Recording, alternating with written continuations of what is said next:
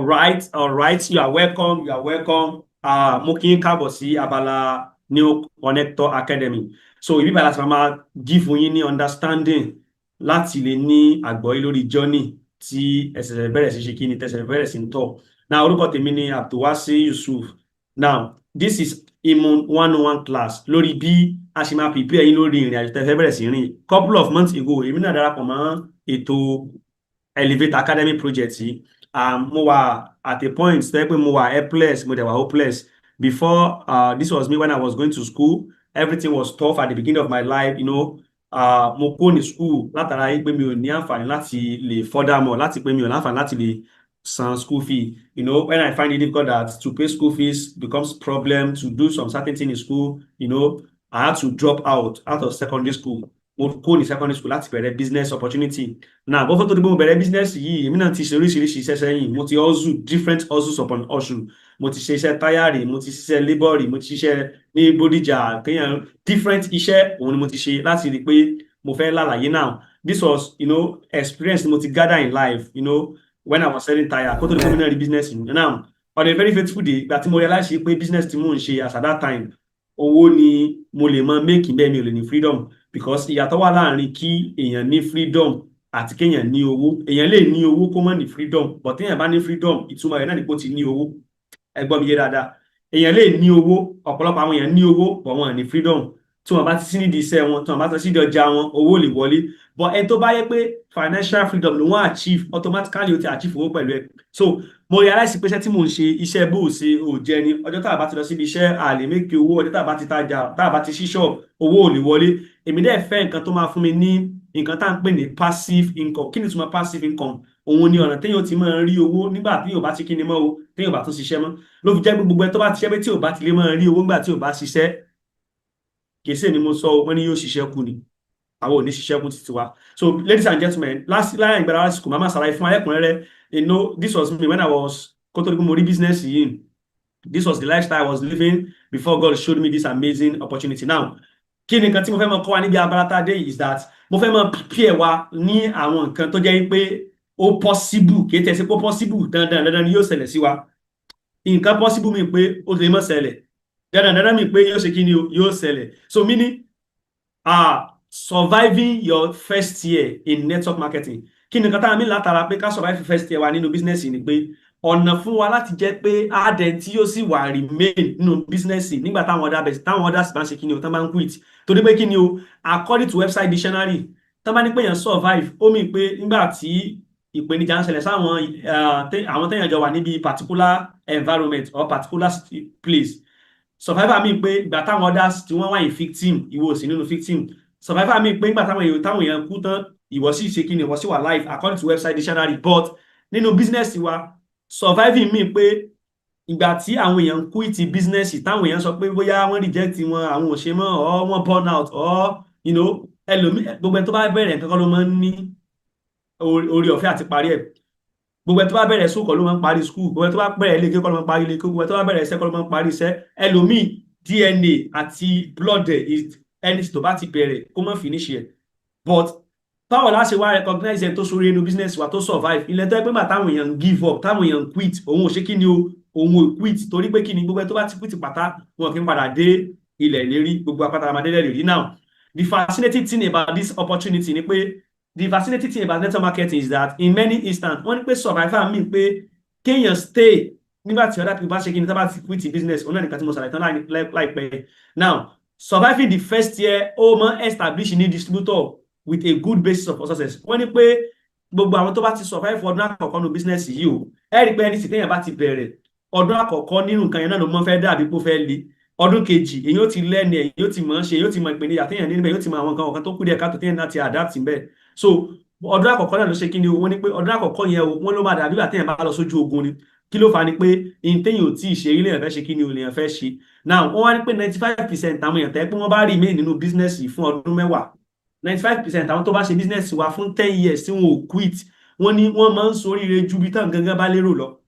Wọ́n ní wọ́n máa ń succeed beyond their widest expectation. Now let me rush. A ní enemy mẹ́rin kan nínú business wa. Kí ni ìtumọ̀ enemy? Ọ̀tá. A ní 4 great enemies. ó mì pé a ní ọ̀tá mẹ́rin kan nínú bísínẹ́sì wa tó jẹ́ wípé tí a bá ṣe kí ni tí a bá dá wọn mọ̀ wọ́n ṣe kí ni o wọ́n máa rẹ́yìn èèyàn.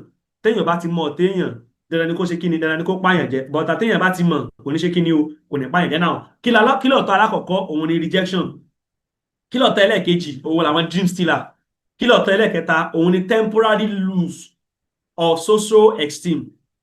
Ẹ rí i pé gbogbo àwọn nǹkan tí mo ṣàlàyé ní kọ̀ọ̀kan ìpátá màá máa ṣàlàyé màá máa ṣàlàyé wọn ní kọ̀ọ̀kan, màá máa yẹn náà wọn ní kọ̀ọ̀kan, torí pé kí ni, kí là ń pè ní rejection, kí là ń pè ní dream stealer, kí là ń pè ní kéèyàn lose self esteem èèyàn, àtẹlẹ́ẹ̀kẹta tá à ń pè ní ẹlẹ́ẹ̀kẹrin tó jẹ́ attrition. Now ẹ jẹ́ ká kọ́kọ́ bẹ̀rẹ̀ látara rejection. Wọ́n ní everyone faces rejection in life o, that gbogbo èèyàn ló máa ń kọjú rejection.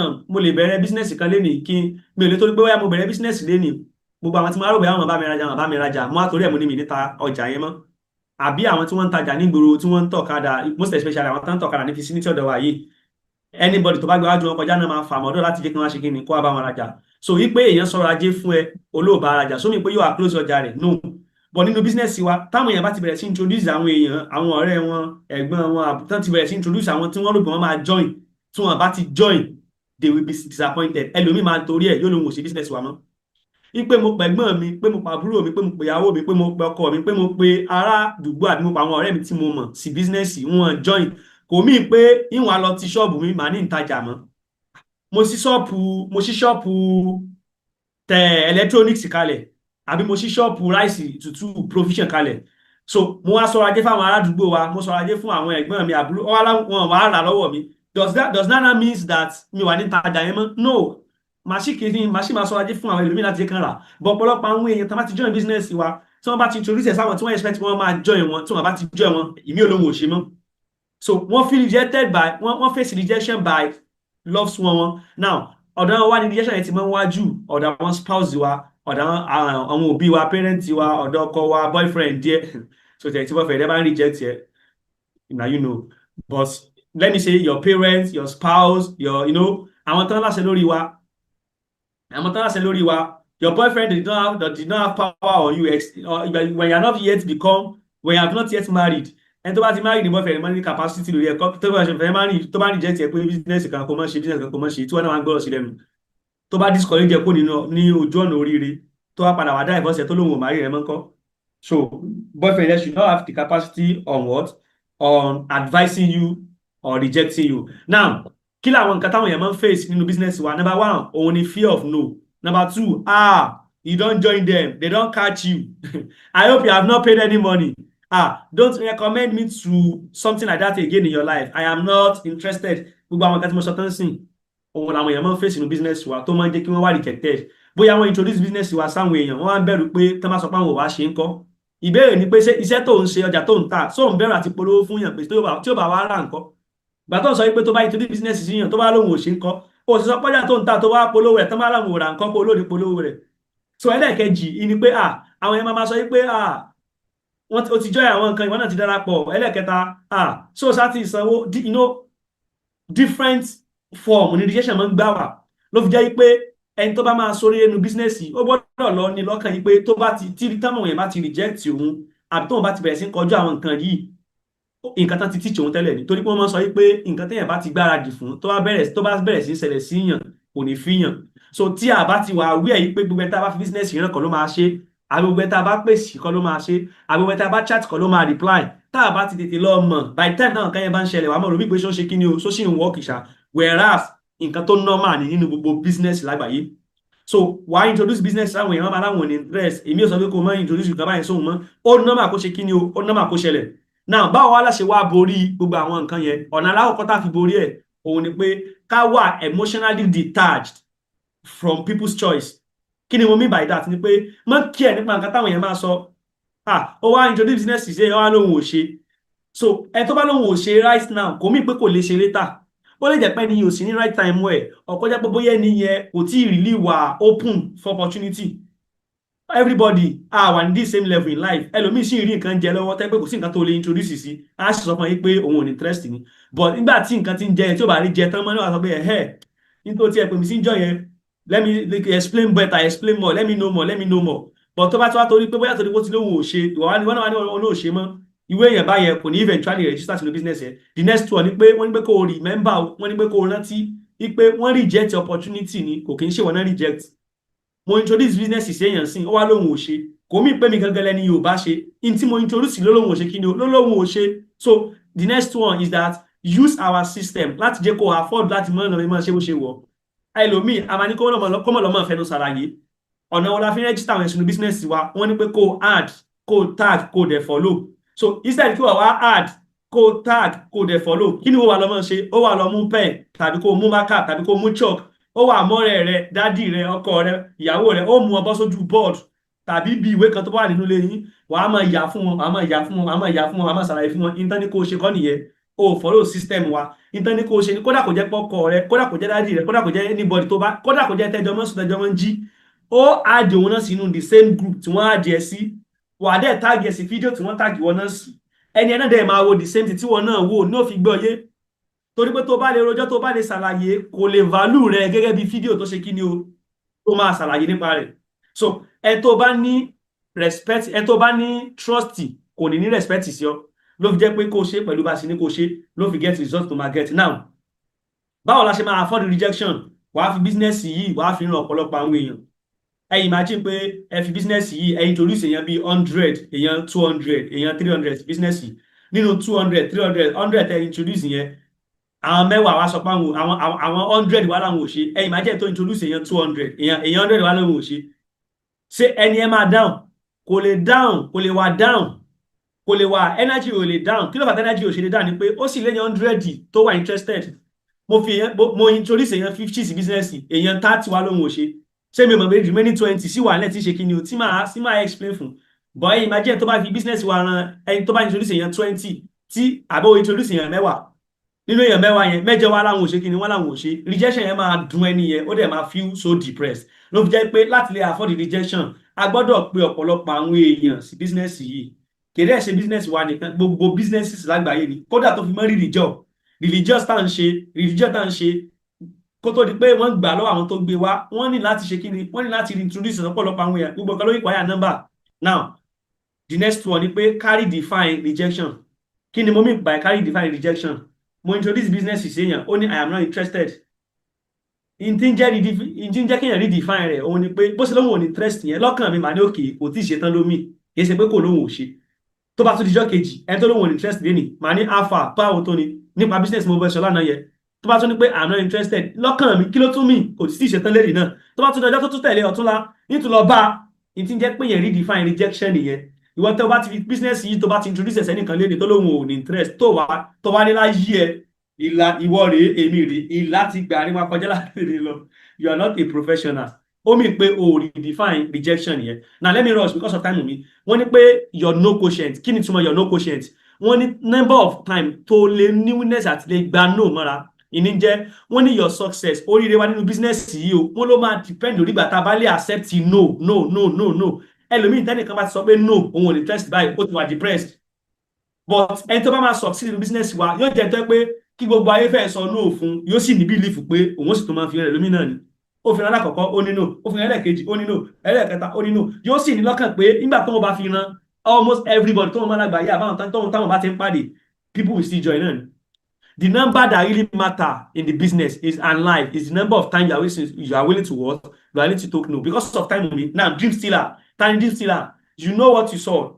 Àwọn dream stealer, àwọn time wọn sọ pé àwọn wọn ti catch yín kíní gbá kan ní àwọn different thing àwọn ẹfọn discourage yẹn lórí nǹkan tí yẹn bá fẹ́ ṣe wọ́n á sọ wọ́n pé oríṣiríṣi nǹkan máa pọ̀ online oríṣiríṣi business máa pọ̀ online scam wọn wá tán bá ti ṣe kíní kan tán máa different thing àwọn ẹfọn máa discourage wa but in tó mú ẹ register sínú business yìí ó ní nǹkan tí wọ́n náà gbọ́ ó ní nǹkan tí wọ́n náà dẹ́ rí tó fi register tó fi sọ pé business yìí wù mí mo fẹ́ ṣe kí ni o mo fẹ́ ṣe.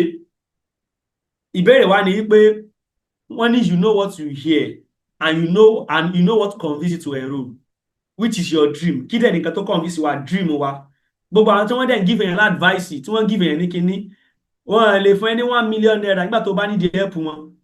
So lára nǹkan tó ká fi bẹ̀rẹ̀ business ni pé àìpé business lè mú wa become successful and the business lè sọ wá di multi-millionaire. So ẹni tó wá ní pé kó má ṣe business yìí kó tó accept pé ò ní ṣe tẹ́ni bá ti ní business yẹn wọ́n kì í gbà kan ní àwọn kan ní tó ń discourage ẹ̀ wà ní no problem.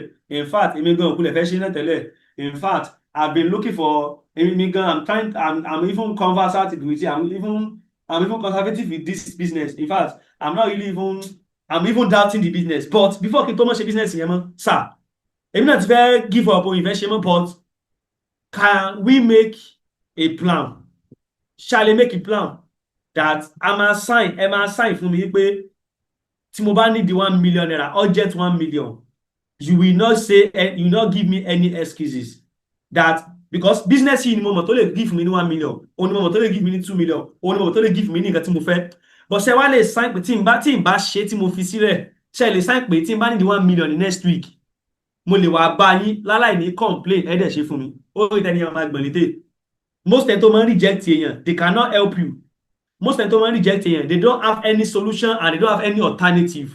Ọ̀nà tí wọ́n lọ fún wa máa múra àwọn èèyàn tó bá ti reject ẹni pé no problem, I will not do it, but e be like say next week I will need 500,000 naira next week. Sir, can I come and meet you and you not give me excuses? Because in tí mo rò bí pé mo ti lè raise 500k, ibi tí mo rò bí pé mo ti lè raise 200,000, ibi tí mo rò bí pé mo ti lè raise 1 million naira, ibẹ̀ ni ẹ ti ní kí n mọ̀ ṣe, which is I don't want to do again. But sir, can I come and meet you for 1 million? Can I come and meet you for 500k next week? And you will not say, hey. The person will just free you. So make sure that you are not discouraged by other people's opinion. Now, the next one, temporary loss of social esteem. This is another strong enemy that most likely take you out. Ètò tún lè tó máa take you out, òun ni kíni o, òun ni social esteem. Kíni túmọ̀ social esteem? Social esteem ni pé tí máa business yìí ràn lágbájá, ojú wo ló fi máa wò mí. Tí máa business yìí ràn ọkọ mi, tán máa níṣẹ́ nǹkan tí mo lọ ń ṣe nìyẹn. Tí máa business yìí ràn lágbájá, trying to judge people's perspective based on your own perception. So one is you must be willing to accept the loss of social esteem from ignorant people. Wọ́n wá ní pé ẹni tí ò wá educated o, tí ò ní àgbọ́yé, tí ò ní mọ̀, tí ò lẹ́kọ̀ọ́ lórí nǹkan tá à ń ṣe yìí, wọ́n ní wọ́n máa think less of you. Ó mì pé àwọn tí ò bá ti lágbọ́yé lórí nǹkan tá à ń ṣe, wọ́n máa ṣe kí ni o, wọ́n ní value rẹ̀, ẹ máa ṣàlàyé fún wọn, kò ní yé wọn. Ladies and gentlemen, make sure that gbogbo nǹkan tí mo sọ ìpátá a fi sí back of mind wa, so that by the time tá a bẹ̀rẹ̀ sí introduce business sáwọn èèyàn, wọn ní ṣe kí ni o, wọn ní quit wa ní orí ètò alálùbáríkà tá a ti bẹ̀rẹ̀ yìí. So eléyìí ni ìparí ètò what's it called, ètò Immune 101.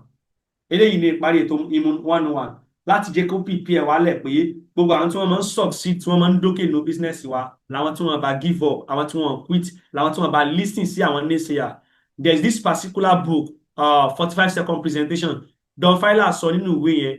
Bàbá yẹn sọ yìí pé the primary cause of failure nínú business wa òun ni pé ọ̀pọ̀lọpọ̀ àwọn tó máa ń join business wa wọ́n máa ń ní willingness, wọ́n máa ń ṣetán láti gbọ́rọ̀ sẹ́ni tí ó nímọ̀ nípa business lẹ́nu. Wọ́n wà kí ní willingness láti gbọ́rọ̀ sẹ́ni tó nímọ̀ nípa business lẹ́nu. Ó mì pé àwọn tó padà máa ń quit business wọ́n máa ń gbọ́rọ̀ sáwọn tí ó nímọ̀ nípa nǹkan tá à ń ṣe lẹ́nu. But àwọn tó padà máa ń quit wọn kì í gbọ́rọ̀ sáwọn tó nímọ̀ nípa business lẹ́nu, wọ́n dẹ̀ lọ gbọ́rọ̀ sáwọn tí ó nímọ̀ nípa business lẹ́nu. Meaning àwọn tí ó sì ní business wa tán jẹ́ pé ta ni wọ́n wà tí wọ́n mọ̀ nǹkan tá à ń ṣe, àwọn làwọn tá padà máa ń give up business yìí, àwọn náà máa ń gbọ́rọ̀ sí lẹ́nu.